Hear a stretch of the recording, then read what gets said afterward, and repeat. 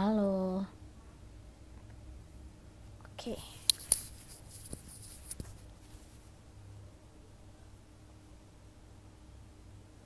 Halo teman-teman, kita sesaat lagi akan live bersama Kak Inge Tumiwa. Halo semuanya, selamat datang.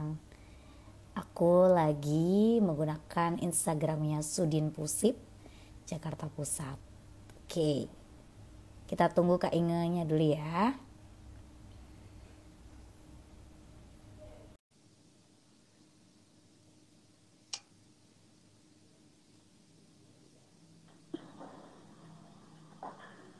Halo Kak Inge. Halo. Oke, sebentar. Kok Aku gambarnya panggil kamu terbang? gimana sih, Mbak? Aku Nina. Oke. Panggil aku Nina Panggil aja. Nina ya. Oke. Siap. Oke. Nah, akhirnya sinyalnya tadi sempat terhambat. Mudah-mudahan lancar 1 jam ke depan. Amin, amin, amin, amin, amin. Oke, jadi hari ini teman-teman semuanya kita akan belajar seru-seruan sama narasumber kita yang luar biasa ini. Saya biasa-biasa aja Luar kok. biasa. Ini aku tertarik loh. Waktu itu kemarin sempat Sudin bilang Mbak Nina mau jadi moderator siapa. Terus pas Kak Inge, aku lihat temanya adalah unschooling. Ini aku benar-benar tertarik. Apalagi sekarang lagi belajar magister psikologi pendidikan kan. Itu penting banget tuh.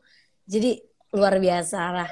Ini kita sambil tunggu audiens dulu ya Kak ya. Sebentar ya. Boleh. Boleh. Ah, Kalau aku boleh jadi tahu, kamu udah eh, menikah atau single, punya anak atau gimana? aku belum menikah. Belum Oke. menikah. Tapi nggak, tapi Belum. ini kok apa yang nanti kita share di sini, kita obrolin di sini Ah, bisa sangat bermanfaat bahkan buat orang yang masih single sekalipun. wow, tapi itu benar-benar jadi bekal kita sih Kak. Walaupun memang kita belum menikah, itu benar-benar jadi bekal Ya. karena kan it's not too easy gitu loh, ya kan sih. Nah ini teman-teman, wow udah ada nih dari rekan-rekan dari Sudin Pusip Jakarta Pusatnya sudah join bersama kita.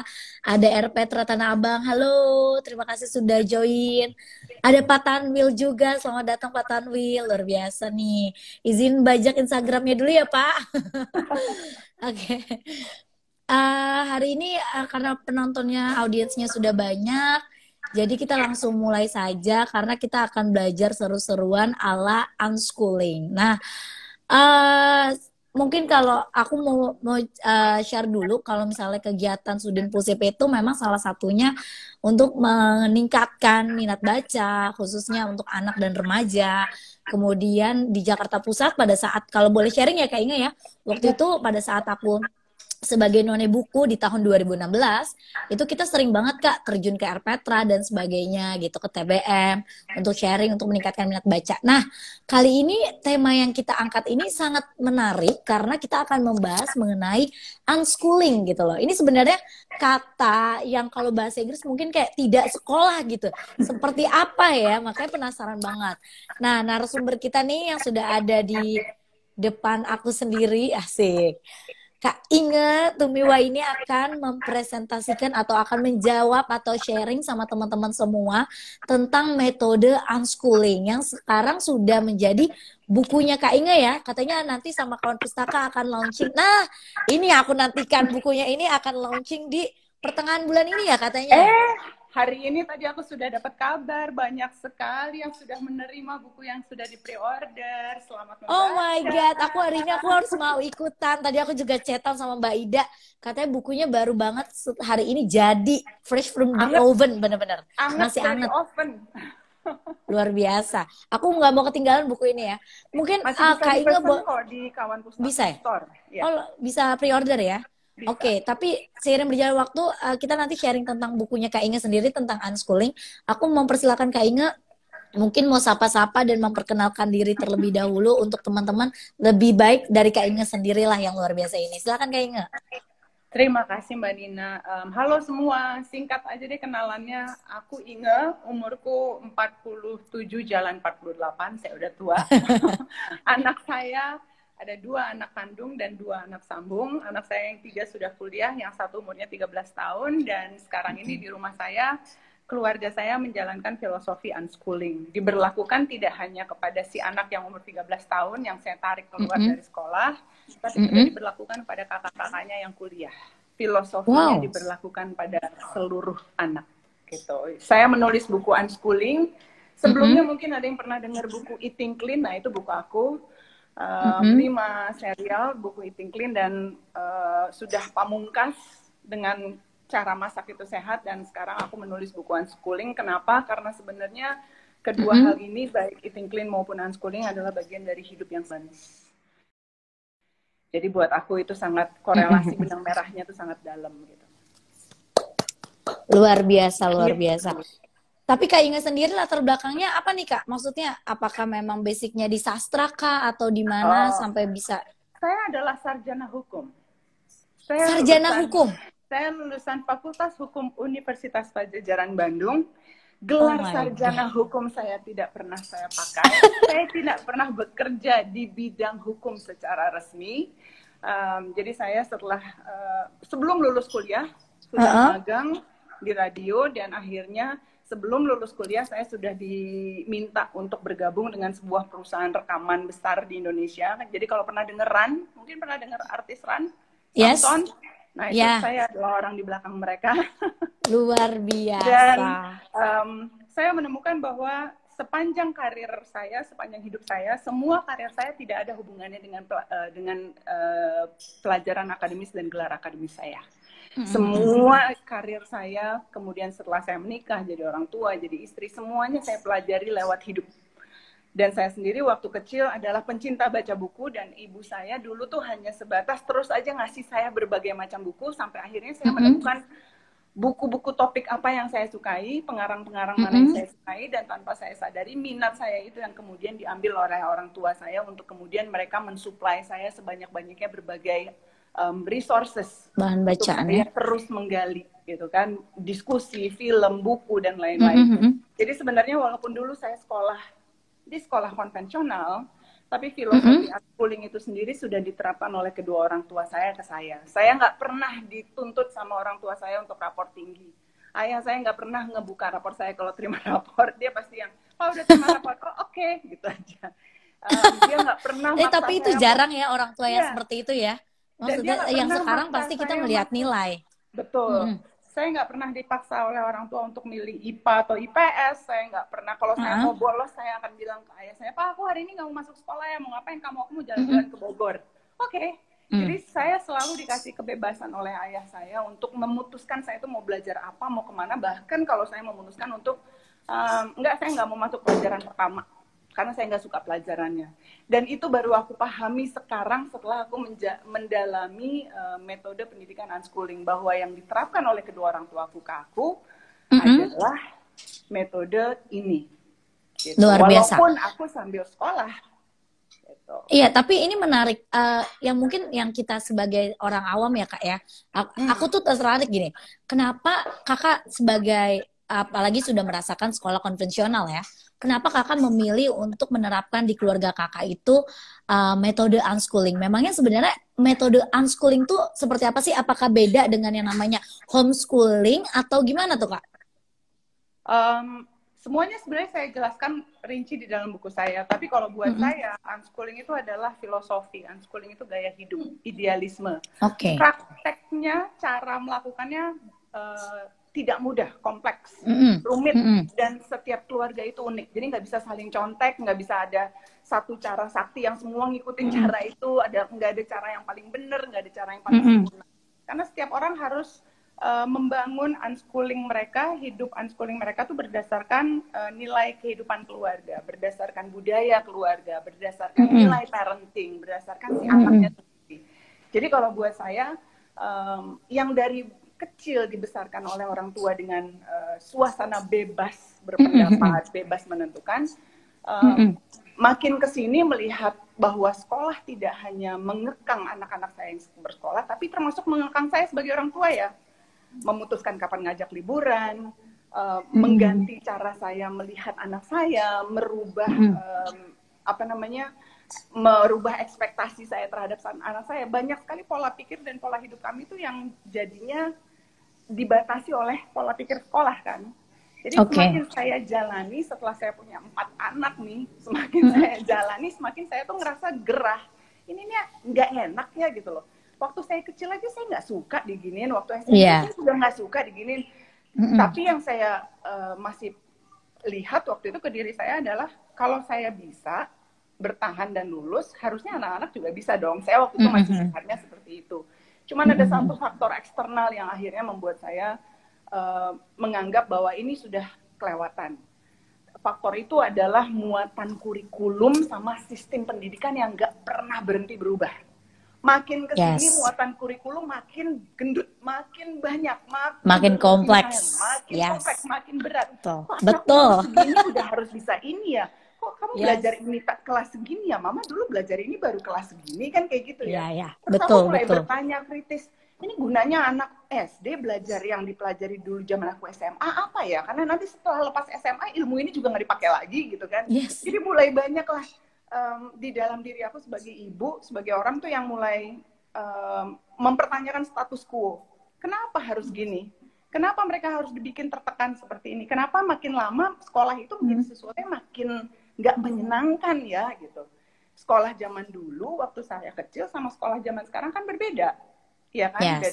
dari muatan kurikulumnya, dari ekspektasinya, akreditasi sekolah aja beda gitu kan.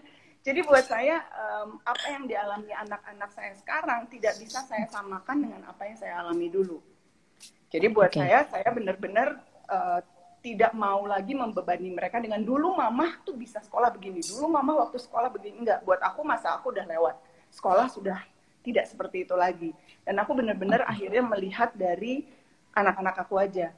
Kenapa sekolah ini membuat mereka menjadi orang lain? Kenapa sekolah ini membuat mereka nggak bahagia? Apa sih? Ada apa di balik kurikulum sekolah? Ada apa sih? Kepentingan siapa sih yang sebenarnya dibela? Kenapa makin banyak anak yang disebut ini attention deficit disorder? Disorder, Anak ADHD. saya pernah anak saya pernah pulang dari sekolah menyatakan bahwa dirinya attention deficit disorder. Oh iya, itu dari Gara-gara psikolognya dia atau dikasih gimana? tahu Asesmennya udah langsung?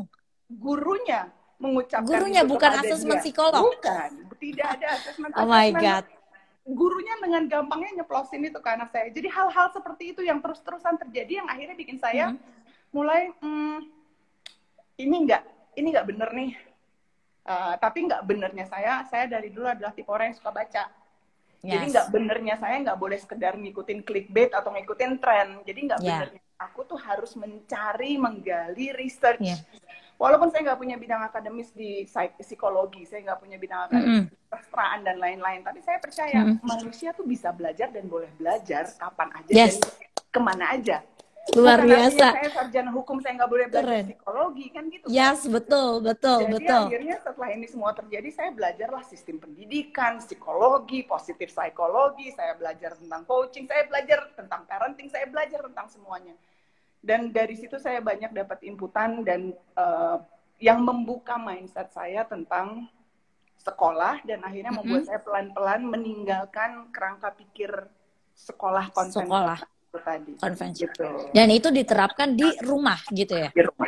Di rumah. Dan apa sih Kak keseruan-keseruan yang mungkin di sini kan ada, tadi ini aku sempat lihat nih audiensnya ada yang dari RPTRA, berarti kan banyak yang pengurus RPTRA, ada yang orang tua, ada yang anak-anak remaja juga. Apa sih yang Kakak bangun tuh di rumah, metode apa yang tapi anak-anak tuh tetap terbangun untuk belajar juga nih Kak, keseruan belajar yang apa nih yang Kakak terapkan dalam metode unschooling ini di rumah? Saya sebenarnya hanya kembali, nah ini pentingnya orang tua belajar ya, jadi sebelum kita melakukan sesuatu supaya kita nggak kehilangan arah dan kita nggak salah menerapkan kepada anak kita, maunya kita sebenarnya menyelamatkan anak, mengeluarkan anak dari sebuah kehidupan yang stres. Tapi kalau kita nggak ngerti, kita masukin dia ke kehidupan lain yang sama stresnya kan gitu kan. Jadi saya benar-benar tekankan ke orang tua belajar. Walaupun tidak ada satu cara yang standar untuk menjalankan unschooling dan semua unschooling keluarga itu berbeda, tapi ada filosofi standar yang harus diresapi, yang harus dijadikan bagian pemikiran oleh orang tua, dipahami, bukan sekedar diketahui terus pengetahuannya dangkal. Ini salah satu masalah sekolah sekarang kan, anak-anak tuh tahu banyak tapi pengetahuannya dangkal. Sementara saya adalah Cuma tipe orang yang sekedar nggak usah tahu tahu, banyak. sekedar tahu. Iya, Iya, sekedar tahu, sekedar hafal.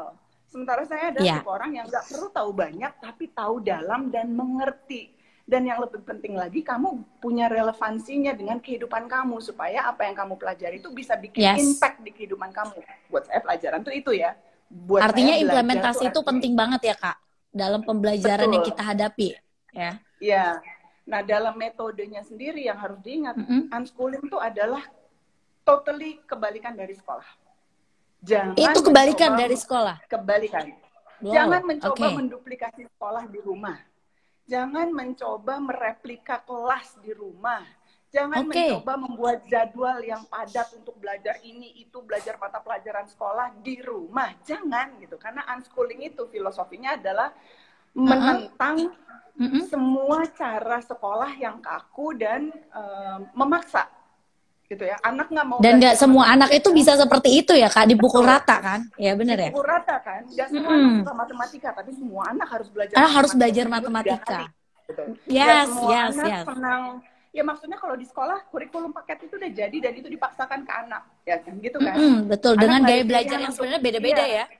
dia nggak punya Mm-mm. pilihan untuk bilang ke kepala sekolah, saya kan nggak suka pelajaran ini, jadi saya nggak usah Iya. belajar dong, kan nggak ada pilihan. Nah sementara di unschooling yang filosofi mendasarnya adalah kebebasan. Setiap Uh-uh, uh-uh. anak melakukan filosofi unschooling itu adalah self-direct learning. Anak itu bebas memilih dia mau belajar apa, bagaimana, kapan, source-nya dari mana, itu dia bebas memilih. Dia yang memimpin, jadi bukan guru, bukan orang tua, nggak ada yang mengontrol, nggak ada yang mendirect, nggak ada. Uh-uh. Kita sebagai orang tua tuh fungsinya adalah sebagai fasilitator. Kita mendukung. Oke. Melihat, mengamati, oh minatnya ke arah sini. Tentunya kita mensuplai dengan hal-hal yang kemungkinan bisa membuat minat itu berkembang lebih dalam atau lebih besar, kan gitu kan. Itu fungsinya orang tua. Itu yang saya alami dulu sama orang tua saya. Saya terus aja dikasih buku sama mereka tanpa mereka memaksa saya membaca buku yang mana, tapi dia terus aja kasih saya macam-macam buku, kan gitu kan. Jadi orang tua tuh fungsinya tuh untuk itu. Kemudian fasilitasi. Kalau kita udah lihat anak kita minatnya apa, kita menjadi fasilitator. Artinya kita menghubungkan si anak dan minatnya dengan berbagai sumber belajar. Dan sumber belajar itu segala sesuatu yang ada di dalam dunia nyata. Nggak harus berada di dalam sekolah.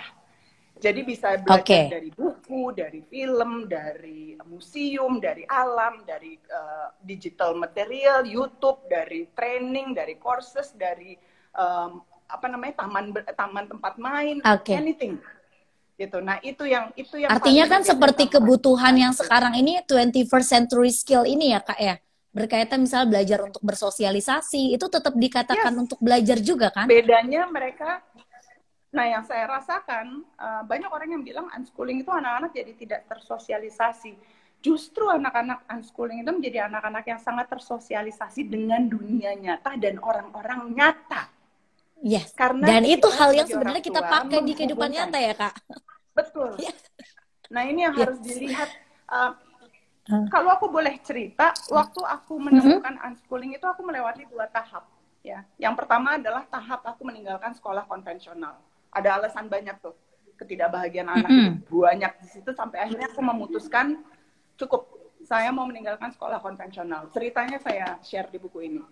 Dari sekolah dari sekolah unkonvensional, aku masuk ke homeschooling, mencari membuat anakku belajar di rumah, ya kan? Pakai kurikulum standar, kurikulum nasional standar yang hanya 5 mata pelajaran. Dari situ aku menggali terus kan, belajar terus. Dan akhirnya aku bertemu dengan si unschooling ini tadi. Sebenarnya buat aku pribadi, perpindahan yang menantang itu bukan dari sekolah konvensional ke homeschooling, tapi perpindahan ke unschooling yang paling menantang. Karena aku harus membuat diriku sebagai orang tua melepaskan stigma-stigma bahwa sekolah adalah pendidikan, bahwa pendidikan adalah akademis, bahwa kalau nggak sekolah anak itu tertinggal. Itu kan stigma yang udah tertanam dalam diri aku. Iya, betul. waktu aku mau menemukan unschooling, aku ketemu banyak nih gagasan. Jadi aku waktu itu lagi belajar tentang homeschooling. Banyak aku baca metode progresif, metode pendidikan progresif, homeschooling, relax homeschooling. Tapi aku bolak-balik tuh bertemu dengan gagasan unschooling. Jadi makin lama aku makin tertarik dan makin aku pelajari, aku makin gini, kayaknya ini yang cocok buat jiwa keluarga kami. Kayaknya ini yang cocok dengan nilai-nilai kehidupan keluarga kami, kebebasan,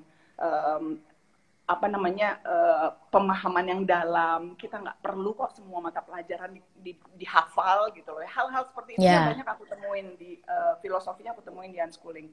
Tapi yang susah adalah membuat diri aku untuk benar-benar lepas, nggak mikirin sekolah lagi. Oke, kalau anak saya nggak mau belajar pakai kurikulum, it's okay. Itu susah loh buat orang tua, karena orang tua sudah sangat terbiasa. Anak tuh harus belajar pakai kurikulum. Evaluasinya nanti begini. Kalau nggak dievaluasi, harus ada ulangan. Anak kita pintar atau tidak, gitu kan? Yes. Nah itu yang menantang. Untuk melepas itu semua tuh menantang sekali, dan nggak ada cara lain sih selain memang kita tuh research terus dalam sekali menggali sampai akhirnya pikiran kita mulai membentuk pikiran baru. Nah ini ada masa ini yang aku sebut masa deschooling. Aku jelasin sih di buku aku. Masa deschooling ini adalah masa di mana kita tuh bertransisi mindset. Pada saat mindset kita sudah bertransisi, kita akan menemukan cara dan praktek, ya kan? Nah, orang tua sabar aja dalam yang udah mau memutuskan untuk meninggalkan sekolah konvensional misalnya. Sabarlah bertransisi, lewati masa transisi itu, banyak belajar, dan siap-siap untuk men-challenge berbagai status quo, siap-siap untuk menjadi orang yang kritis, yang bertanya, ini kenapa harus gini, ini kenapa harus gini, karena itu yang membuat kita tuh makin paham. Ya dan kan? Semakin berpikir untuk kedepannya kebutuhan anak kita ya Kak ya? Jauh berpikirnya, bukan cuman yang berpikir semester depan gitu ya. Iya, benar. Yang penting adalah besok sekolah lulus gak remedial, nilai rapot bagus, itu sebenarnya hal yang salah ya. Bukan itu jadi lagi. Lebih mikirnya tuh jauh, nanti hidup mereka 20 tahun yang akan datang tuh akan gimana? Bentuk pekerjaan apa yang ada di 20 tahun yang akan datang saat manusia digantikan oleh robot, yang kayak gitu-gitu kan? Iya, benar-benar. Apalagi sekarang sistemnya kita udah new normal yang serba apa-apa virtual. Kita harus mempersiapkan skill itu ya Kak ya. Nah, kalau misalnya dari unschooling itulah belajar. Di masa unschooling orang tua itu harus belajar. Yes. Tapi Kak, dari itu semua ini menarik banget, apalagi membuat tadi kan sebenarnya ada perbedaan ya. Kalau homeschooling sendiri juga ada sedikit kurikulumnya kan ya. Walaupun memang apalagi kita misalnya menginduk ke suatu tempat homeschooling, misalnya tempat belajarnya apa, terus nanti itu kan akan ada jadwal lah ibaratnya seperti itu. Nah kalau dari unschooling yang Kakak terapkan itu, apa aja Kak kendalanya? Dan kalau misalnya buat orang tua, dimulai dari umur berapa bisa anak itu dimulai untuk unschooling? Yang pasti yang pertama kali aku pelajari ya untuk diri aku, bahwa unschooling itu tidak menggunakan kurikulum kecuali itu atas permintaan si anak. Kecuali itu pilihan si anak, ya. Jadi kita tidak memilihkan kurikulum dan memaksakan kurikulum itu ke anak, kecuali dia minta. Jadi misalnya memang ada anak yang bilang dia tertarik sama pelajaran sains, matematika, dan satu hari pengen jadi dokter. Ya memang kita harus bantu di unschooling untuk dia nanti satu saat masuk ke kuliah kedokteran, kan kayak gitu. Yes. Bersama dengan si anak kita explore kurikulum apa yang dia butuhkan untuk dia belajar mengarah kepada cita-citanya itu tadi.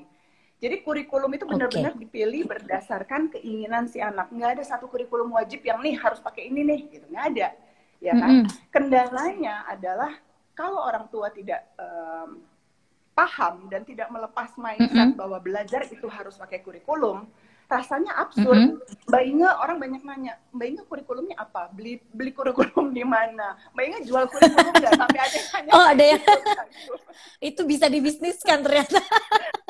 Padahal di unschooling justru kita tuh bebas mau pakai kurikulum, mau nggak pakai kurikulum, terserah si anak. Dan kalaupun akhirnya dia memilih kurikulum, itu biasanya sesuai dengan minat. Jadi aku ambil contoh ya, anak aku yang sekarang unschooling, Daniela, umurnya 13 tahun.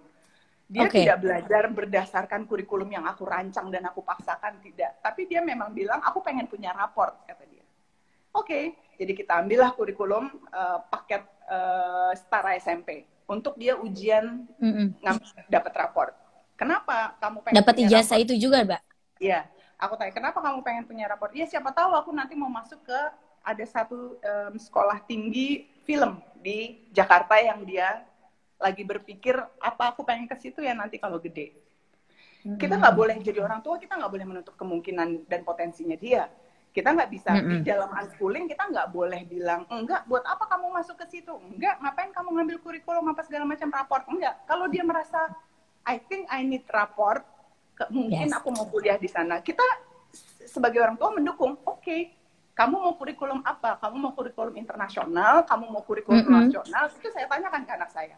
Terus dia bilang, enggak lah, aku ambil kurikulum nasional aja, aku nggak mau ribet-ribet ya gitu. Terus semakin dia menjalani kehidupan unschoolingnya, belajar mata pelajarannya nggak makan waktu. Seminggu 2 kali, sekali belajar tuh cuma 2 jam. That's it. Sisanya it's enough. Itu 2 jam. Sisanya hidup dia isi dengan hal-hal yang dia ingin lakukan. Dia belajar film, dia belajar acting, dia belajar nari, dia belajar bikin graffiti, dia belajar semuanya serius. Minatnya berkembang terus, satu minat tuh mengarah ke minat lain lagi, mengarah ke minat lain lagi, dan makin dia belajar makin kompleks ilmunya kan, makin betul. dalam, betul. Skillnya tuh makin dalam dan makin sulit pembelajarannya. Dan apalagi itu hadir dari kemauannya dia sendiri tanpa kita paksakan. Jadi motivasinya tuh tinggi sekali karena kan betul. Sendiri. Sampai akhirnya bulan lalu anak saya bilang, "Mah, aku mau ikutan New York Film Academy." Aku browsing lah sama dia. Sebagai fasilitator, orang tua tuh membantu menghubungkan kan antara minat dan resource belajar. Oke, kita lihat yuk apa sih ini New York Film Academy. Mereka punya nggak sih international course yang kita bisa ikutin secara online apa segala macam. Akhirnya kita browse. Terus aku lihat, Daniela ini kurikulumnya susah sekali loh, Dek. Karena itu memang serious film making academy. Bikin sinopsis, ini, itu, apa segala macam. Dan itu pembelajaran. Kalau kita tuh ngelihatnya dulu kalau udah lulus SMA baru belajar itu gitu ya. Tapi aku ngelihat kurikulumnya si New York Film Academy, aku ngelihat anak aku, kamu tuh 13 tahun, kamu bener mau belajar ini, kamu bener mau belajar kurikulum ini, dan jadwalnya begini loh, Dek, sehari ada yang 5 jam, terus ada project, ada segala macam. Terus dia bilang, yes, aku mau belajar ini, aku mau tahu soal sinopsis, aku mau tahu soal ini, dan aku mau tahu soal ini. Akhirnya kami ikutkanlah dia. Dia menjalankan sebuah kurikulum pilihannya. Berat, sulit, tapi karena dia yang ingin, dia menjalaninya dengan senang hati. Dan at that time, setelah dia melakukan itu, sisanya sebagai orang tua, kita tinggal let go, mundur, jangan intervensi.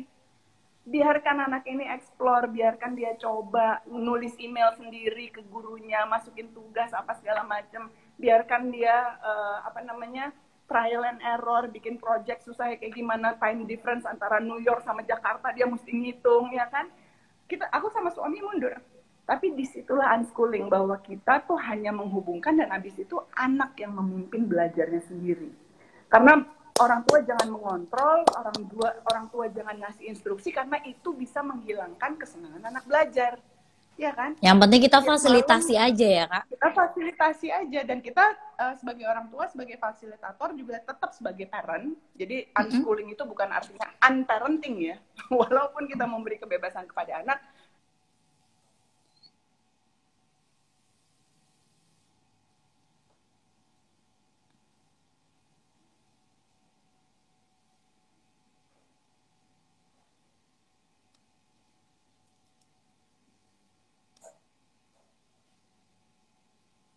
Halo,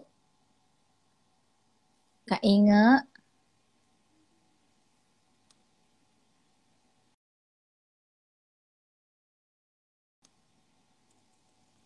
Halo. Oh, sepertinya Kak Inge sedang gangguan sinyal.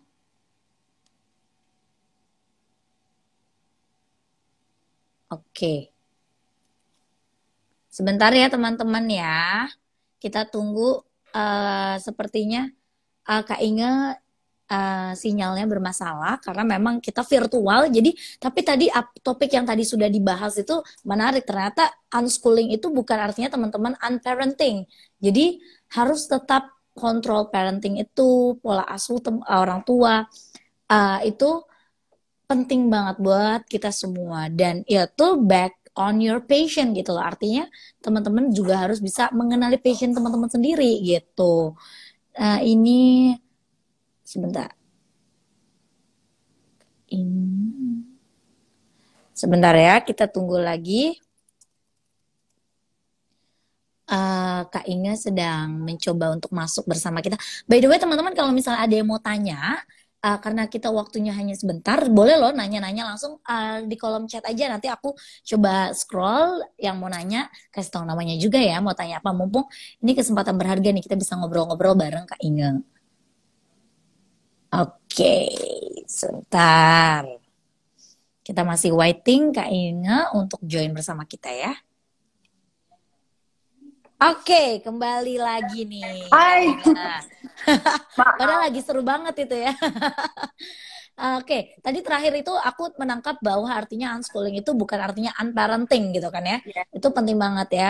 Itu harus jadi highlight. Artinya memang kita memberikan kebebasan buat anak, tapi jadikan kita sebagai orang tua fasilitator yang baik dan mengembangkan potensi yang dimiliki sama anak itu sendiri ya Kak ya. Termasuk tetap membantu anak, namanya anak kecil ya, perlu guidance. Ya. Bukan guidance dalam belajar loh, tapi guidance dalam dia membalance apapun keinginan dia dan kebebasan dia dengan responsibility dia terhadap kehidupan dia sehari-hari, terhadap diri dia, terhadap orang lain. Jadi jangan sampai gara-gara anak kita senang belajar sesuatu, dari pagi sampai malam, sampai pagi lagi, duduk di depan komputer. Dia harus tetap di-guide untuk ingat, hey, kamu udah olahraga belum? Kamu kan harus beres di tempat tidur. Hal-hal seperti itu ya tetap harus dibantu, di-guide, supaya anak kita tuh tumbuh di dalam unschooling. Tujuannya bukan menjadi anak yang pintar akademis atau pintar suatu bidang tok soalnya, tapi anak menjadi manusia yang lebih utuh, punya keterampilan, kalau bisa juga punya keterampilan khusus dalam keterampilannya, tapi dia adalah manusia yang utuh, balance hidupnya antara jaga kesehatan, menghargai orang lain, keluarga, terhubung dengan baik dengan keluarga dan kakak-kakak dan orang tuanya. Itu di dalam unschooling itu ada itu. Luar biasa. Kak, ini ada yang tanya nih Kak. Kita sambil lihat-lihat pertanyaan ya. Tadi yang waktu, yang timing yang tepat agar anak mau belajar. Mungkin dimaksudnya ketika unschooling itu diterapkan tuh gimana Kak? Buat yang newbie atau orang tua baru yang menerapkan. Ini pertanyaan dari Farhan El Bukho. Nah itu gimana Kak? Pesan aku satu sih, nggak ada satu keluarga yang sama ya. Setiap anak tuh berbeda. Jadi ada orang tua yang memang dari sejak anaknya belum lahir pun sudah menggali banyak dan sudah memutuskan bahwa anak saya nggak akan sekolah di sekolah konvensional. Mungkin dia punya pengalaman-pengalaman tidak menyenangkan di sekolahnya dulu. Sah. Mungkin ada orang tua yang seperti saya mencoba sampai akhirnya bilang, nggak nih udah nggak bisa lagi. Bertahun-tahun nyobanya. Ada mungkin yang baru nyobanya sampai preschool. Preschool udah orang tuanya udah merasa gerah. Jadi setiap orang akan menentukannya berbeda-beda. Kalau menurut aku nggak ada, dan yang aku baca oleh para ahli, tidak ada cara yang sempurna, tidak ada cara yang paling benar. Tapi ikuti aja insting sebagai orang tua. Cuman yang jadi masalah adalah insting orang tuanya jangan insting ngikutin tren sama clickbait. Nah, itu kadang jiwa gengsinya keluar tuh Kak. Gue mau ikut ini, gue mau ikut itu, anak gue mau diginiin, misalnya kayak gitu. Itu lagi keluar banget tuh Kak ya, kayak gitu. Insting orang tuanya harus insting yang mendekatkan dirinya ke anak. Jadi kita harus mengamati anak kita, observe dia, kenal dia benar-benar. Kalau kita kenal anak kita benar-benar, minat dia, gaya dia bicara, karakternya seperti apa, kita akan tahu kok kapan anak saya nggak bisa anak saya masuk sekolah konvensional. Kapan saya mau pindahin? Kita akan tahu. Ikuti insting. Tapi insting itu hanya muncul kalau kita mengamati anak kita tuh dengan dalam. Gitu. Bukan mengamati gaya unschooling orang lain, bukan mengamati gaya unschoolingnya artis, bukan nyontek keluarga lain, bukan. Tapi mengamati anak sendiri dengan dalam supaya insting kita sebagai orang tua si anak keluar. Oke.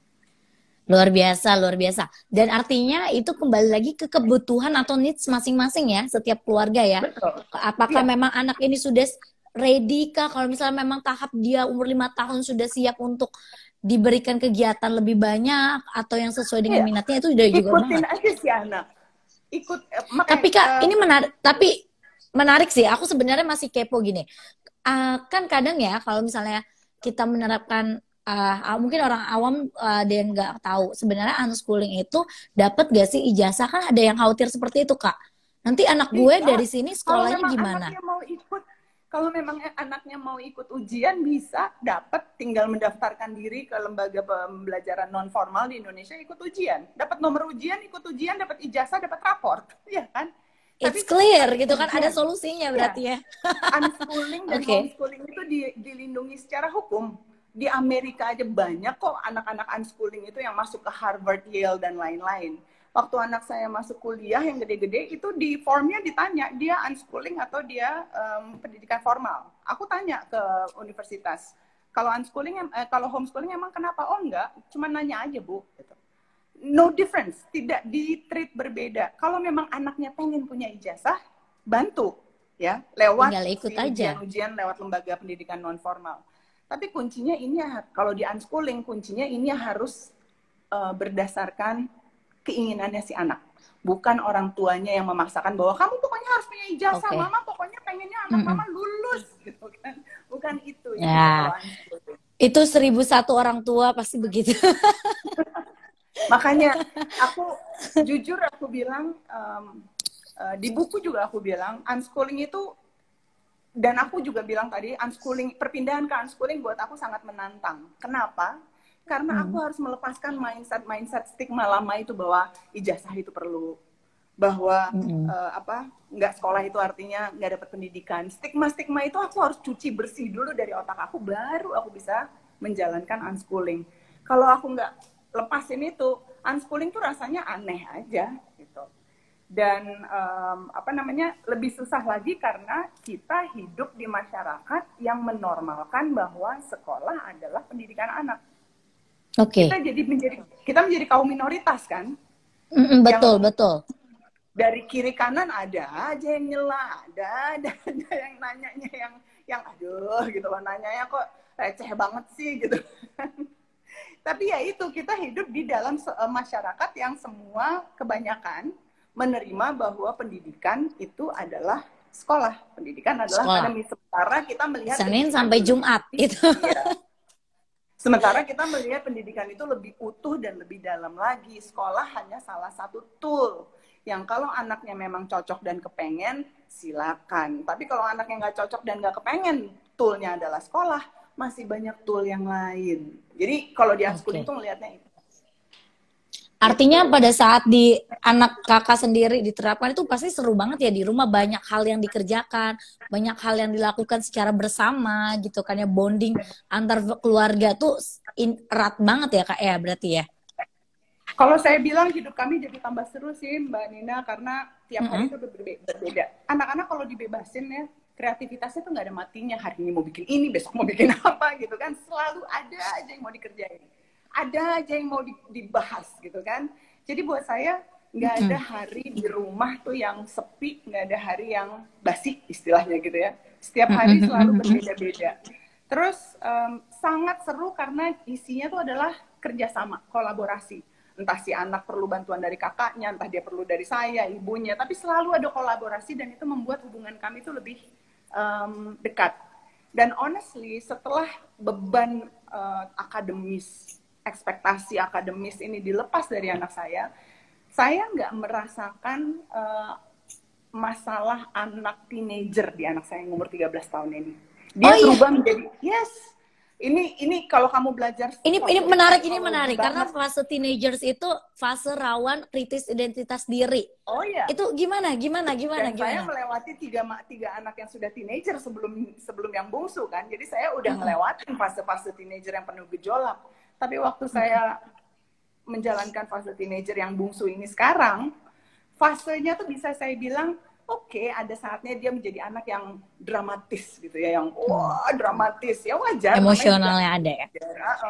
Tapi most of the time dia menjadi anak yang sangat positive thinking, dia menjadi anak yang sangat self confidence, dia menjadi anak yang sangat entusias, nggak mut-mutan. Saya nggak ngeliat tuh anak yang males-malesan. Tiap hari ada aja yang pengen dia kerjain. Kalau dia lagi nggak kepengen ngerjainnya bareng sama ibunya, dia asik sama kakaknya. Tapi nggak pernah ada hal-hal yang bikin dia tuh, today is a bad day. Itu nggak saya lihat di anak saya. Setelah saya memberi dia kehidupan si unschooling ini. Dan buat kami, karena unschooling ini, saya pilih unschooling karena saya tahu persis budaya keluarga saya. Keluarga saya dan suami itu dari dulu nggak suka dikekang. Kami bebas. Saya sampai keluar dari pekerjaan saya di perusahaan berapa belas tahun yang lalu karena saya nggak suka dikekang. Suami saya sampai berhenti dari pekerjaan dia dari sebuah perusahaan orang lain dan bikin usaha sendiri karena nggak suka dikekang. Jadi buat kami, satu, kami nggak suka dikekang gitu kan. Kami senang bebas. Bebas jadwal, bebas mau ngapain, bebas mau belajar apa. Nah buat saya, kebebasan di unschooling itu sangat kayak sarung tangan, cocok dengan filosofi keluarga. Terus si unschooling ini juga membuat kami bebas menentukan jadwal. Jadi kalau mau pergi nonton sama anak-anak, mau pergi main ke museum, nggak mesti nunggu jam pulang sekolah, nggak mesti nunggu liburan sekolah. Anytime bisa pergi ke museum, anytime bisa pergi kemana. Jadi buat kami gain hidup kembali. Kehidupan kami itu kembali. Kehidupan kami tidak dibatasi oleh jadwal-jadwal sekolah. Dulu aku inget, mau pergi ke sini, nggak bisa mah, aku ada PR. Nggak bisa mah, aku mesti ngerjain proyek apa, harus dikumpulin besok, gitu kan. Sekarang itu nggak ada, karena anak aku dan kita menentukan jadwal kita sendiri. Jadi hari-hari kita tuh seru. Cuaca lagi cerah, yuk kita ke pantai yuk. Jadi unschooling itu bukan artinya belajar di rumah terus-terusan, tapi kita menggunakan resources yang Tuhan tuh ngasih berbeda-beda. Belajar tuh luar biasa. Orang di sekitar kita, tempat-tempat di sekitar kita itu kan semua resources belajar. Nah, unschooling itu adalah hidup dari resources yang memang berlimpah di sekitar kita. Menarik banget. Ini menarik banget dan katanya kita bisa langsung pre-order buku Kak Inge di Kawan Pustaka ya Kak ya, langsung bisa pre-order. Dan ini ternyata ada nih dari Ajeng Ayu Astrina. Hai Kak Inge, salam kenal, buku unschooling yang kupesan sudah sampai pagi ini. I'm so excited and cannot wait to read the whole book. Wow, thank you for sharing. Tapi ingat ya, buku ini baru bener-bener dasarnya dulu ya. Bener-bener yang saya kasih adalah filosofi dasar. Mungkin saya akan keluarkan unschooling 2 karena pengalaman aku simpel sih. Aku adalah seorang unschooler sebenarnya sepanjang hidup aku. Belajar dari kehidupan. Kalau kita nggak belajar dari dasar, kita nggak akan bisa paham. Nanti yang ada kita cuma tahu banyak, tapi nggak ngerti. Terus nggak ngerti juga cara aplikasinya dalam hidup kita, apa manfaatnya apa ya kan. Jadi saya memang orang yang percaya kalau mau belajar tuh dari dasar. Anak sebelum lari harus belajar ngerangkak. Dari ngerangkak, jalan, lari. Ujung-ujungnya ternyata dia mau jadi atlet ini, lari gitu kan. Tapi nggak mungkin dia langsung belajar jadi atlet lari dong, seorang anak. Iya, itu betul. Harus ada step yang harus dilewati. Iya, jadi buku aku juga ini baru step dasar sekali. Jadi jangan berharap di dalamnya aku kasih yang berat-berat dulu. Karena sebelum dikasih yang berat-berat, kita harus paham dulu fondasi dasarnya. Gitu. That's why itu penting banget fondasi. Jangan sekedar baru tahu, oh unschooling, langsung bikinlah tidak anak-anak nggak sekolah. Tapi kita harus riset dulu ya, sejauh mana kebutuhannya. Tapi Kak, ini menarik sebenarnya pertanyaan di luar yang tadi aku kasih ke Kakak sih. Bagaimana kalau misalnya orang tua tuh memang sekarang ya udah nih mungkin nggak bisa menerapkan unschooling, tetap menyekolahkan anaknya di konvensional, itu gimana Kak? Mungkin Kakak ada tanggapan atau pesan untuk orang tua dan teman-teman di sini, masih ada yang remaja, masih ada yang sekolah soalnya, gimana Kak? Sebenarnya bisa seperti pengalaman aku zaman dulu sih, waktu aku kecil dulu. Aku kan adalah anak yang disekolahkan oleh ayahku di sekolah konvensional ya, kelas 1 sampai kelas 3 SMA. Tapi di dalam hidup aku sendiri, walaupun aku bersekolah untuk hadir tiap pagi, belajar kimia, geografi, dan lain-lain, tapi orang tua aku menerapkan filosofi unschooling kepada aku di dalam hidupku. Aku bebas belajar apa aja. Mereka selalu connect aku dengan apapun yang aku lagi pengen pelajari. Pak, aku pengen belajar soal Perang Dunia II.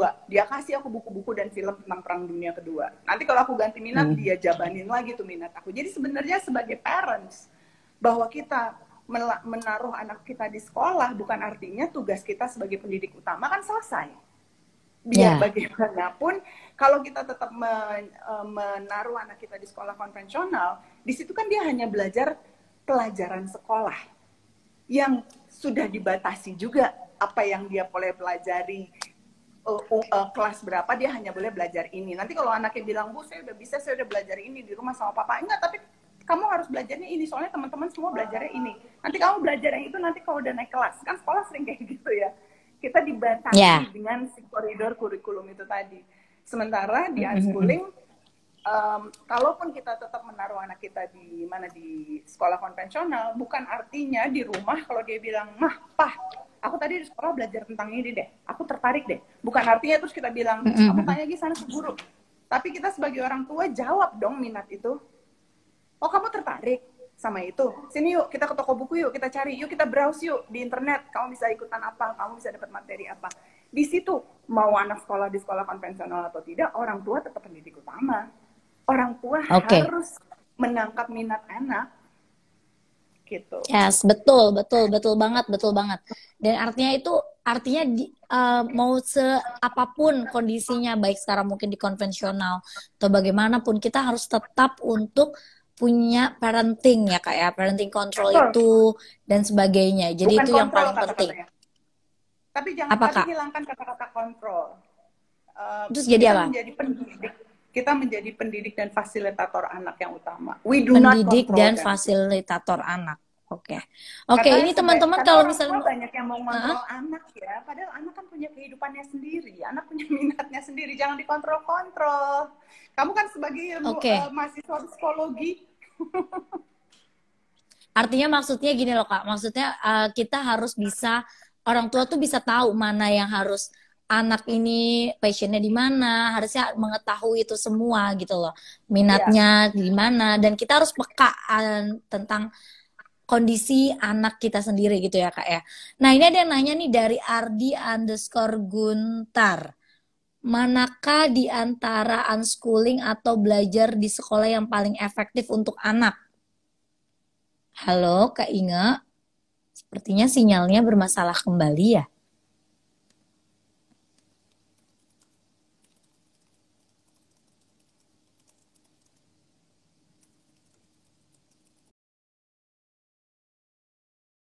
Yang masih oke. Kak Inge masih ini?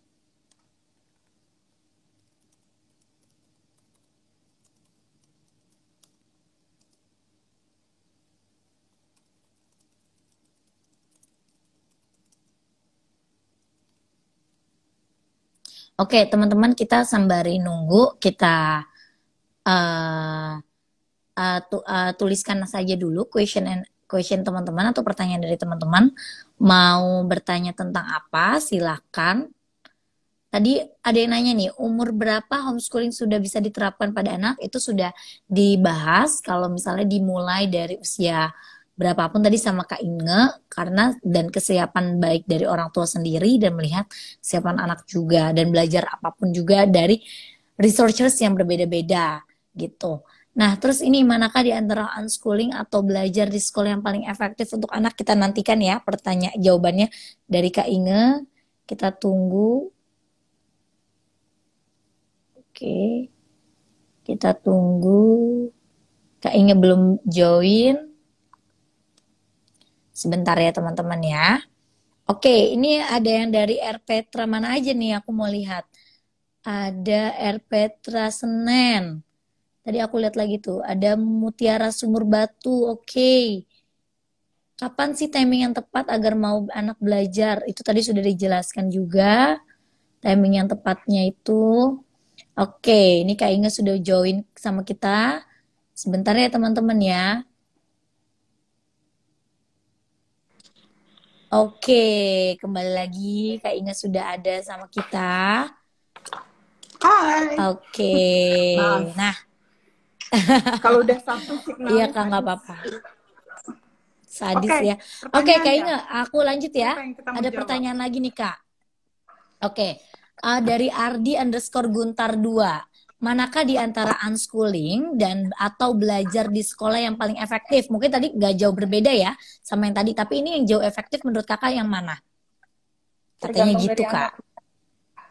Tergantung dari anak. Pembelajaran yang efektif adalah kalau sesuai dengan anaknya. Jadi anak yang suka dengan keteraturan jadwal pelajaran akademis, dia mungkin akan senang di sekolah konvensional. Anak yang suka kebebasan, anak yang suka kalau di sekolah tuh disebutnya rebellious gitu ya, pengen unik gitu, dia senang seni misalnya, mungkin dia lebih senang dengan gaya unschooling. Jadi efektifnya pendidikan adalah kalau kita bisa menemukan metode yang sesuai dengan anak kita, bukan dengan diri kita. Bukan dengan kepentingan orang tua, bukan dengan kepentingan siapa-siapa, tapi dengan si anak. Itu jadi efektif. Nah, kalau mau menjalankan unschooling yang jelas, supaya unschooling yang efektif, kuncinya ada di orang tua. Kalau orang tuanya nggak ngerti filosofinya, orang tuanya nggak ngelepas mindset konvensional school, ya unschoolingnya menjadi tidak efektif. Itu menjadi buang waktu. Jadi harus dipahami. Satu, pendidikan yang tepat untuk anak tergantung dari anak, kalau menurut aku. Dan dua, pendidikan apapun, terutama unschooling, kita harus tetap bertanggung jawab. Kita harus tetap get involved, gitu loh. Kita harus paham tujuannya apa, cara yang kita lakukan tuh bagaimana yang sesuai dengan si anak, gitu. Tadi ada satu pertanyaan menarik sih aku lihat, Mbak Nina. Siapa pemikir yang mana nih?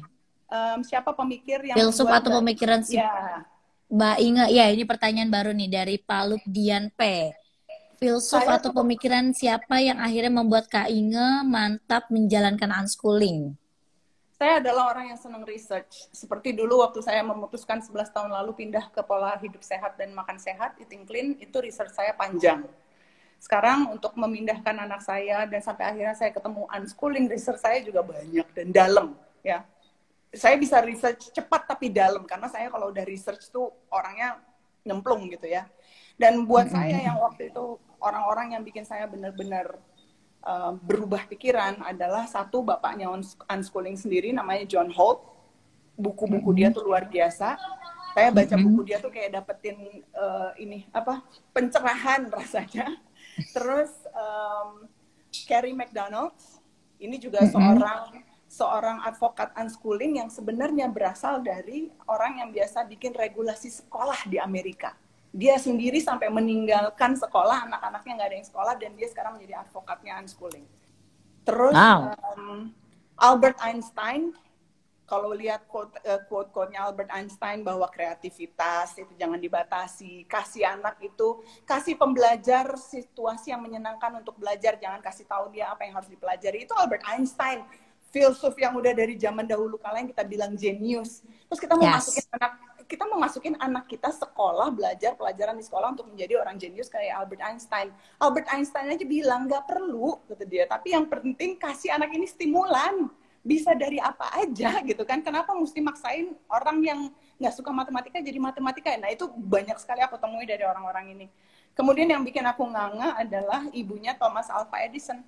Aku baca kisah kehidupannya Thomas Alva Edison, salah satu penemu terbesar di dunia. Waktu dia SD, dia dinyatakan oleh sekolahnya nggak berprestasi, bodoh dan lain-lain. Ibunya di zaman itu, di zaman semua orang wajib masuk sekolah, dan kalau nggak sekolahin anak tuh dihukum ya, orang tua tuh dihukum oleh negara. Ibunya memutuskan untuk mengeluarkan Thomas Alva Edison dari sekolah. Anaknya unschooling. Kalau nggak gara-gara unschooling, Thomas Alva Edison nggak bebas berkreasi, nggak bebas berimajinasi, dan mungkin nggak akan ketemu tuh alat informasi, alat komunikasi, listrik, mungkin nggak akan ketemu. Dia tidak bisa mengeksplor itu ya. Gitu. Saya baca biografinya Thomas Alva Edison sebagai unschooler, saya nganga, terus saya gini, enough, cukup. Kapan sih sistem sekolah diterima oleh tatanan budaya masyarakat, dinormalkan oleh tatanan budaya masyarakat? Dulu dari zaman dahulu kala manusia itu tidak bersekolah di institusi. Institusi tidak membadi seperti itu, tapi lama-kelamaan institusi semakin mencengkeram hidup manusia, dan kita menormalkan, kita yang beradaptasi, kita yang akhirnya mengotakkan sendiri bahwa pendidikan adalah sekolah. Kalau nggak sekolah, kita yang merasa anak kita jadi nggak punya pendidikan. Di unschooling, unschooling itu bukan artinya anak itu tidak berpendidikan. Sekolah dan tidak sekolah ya Kak ya? Bukan ya? Bukan. Justru anak unschooling sangat well educated. Tapi again, kembali si kunci orang tuanya sebagai pendidik. gitu. Luar biasa sebagai fasilitator anak itu ya Kak ya. Yes. Luar biasa. Gitu. True Mbak Inge katanya.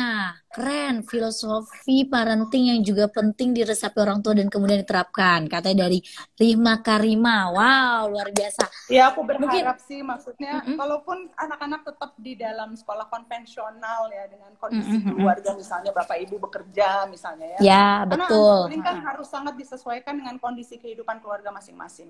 Tapi bukan Yes. artinya filosofi ini nggak bisa diterapkan dalam kehidupan sehari-hari anak. Karena ini Betul. adalah filosofi gitu.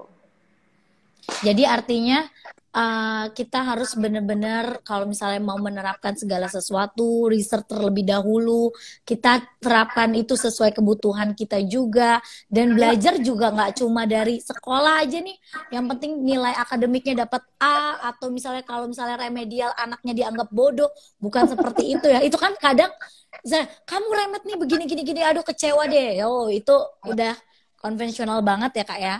Oh, kalaupun harus terpaksa di sekolah banget, harus sekolah konvensional, ya udah hargai setiap perjuangan anak dan cari posisi positifnya dari anak itu ya Kak ya, positifnya, kelebihannya apa dan passionnya apa. Yang saya lihat ya, orang tua juga mungkin nanti akan lihat kalau mencoba, begitu saya taruh anak saya di sebuah lingkungan yang menghargai dia, keluarga, komunitas, teman-teman belajar yang menghargai dia dengan apapun minatnya dia, apapun potensinya dia, itu anak itu bersinar kok. Potensinya semakin keluar, kekuatannya semakin keluar.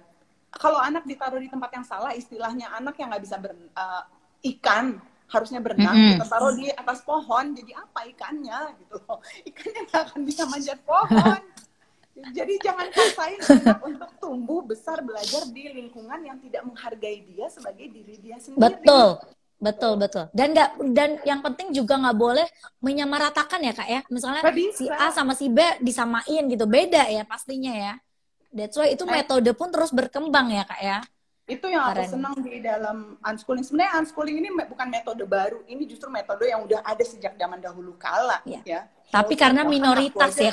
Iya, aku aja sudah merasakan itu dari kedua orang tua aku. Iya. Justru kita nggak ada disamaratakan bahwa setiap anak beda kok, setiap anak berhak untuk jadi manusia yang berbeda. Betul. Kemudian nggak harus semua anak bisa semua mata pelajaran kan, dan belajar apapun itu harus dalam suasana yang menyenangkan supaya bangkit semangat belajar, motivasi, self-motivated, self-directed, kemudian self-confidence, itu semuanya muncul gitu loh. Jadi bukan kita ngerasa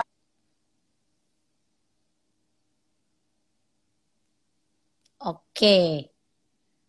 Sepertinya Kak Inge mengalami permasalahan sinyal kembali. Ini apa nih? Dari Kak Ajeng. Kak Inge, kalau buku unschooling pertama ini baru sebagai foundation atau basic, berarti kan akan ada buku selanjutnya membahas. Ya, tadi Kak Inge bilang akan dibuat buku unschooling yang kedua. Jadi nantikan teman-teman, jadi jangan lupa beli buku unschoolingnya.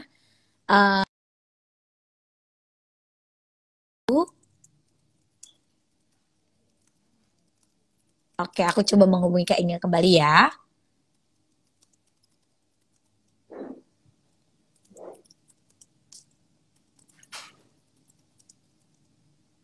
Oke, teman-teman, kita tunggu Kak Inge kembali karena di 14.30 kita akan mengakhiri sesi ini. Tapi dikarenakan Kak Inge sedang mengalami sinyal, nanti kita akan tunggu sebentar ya.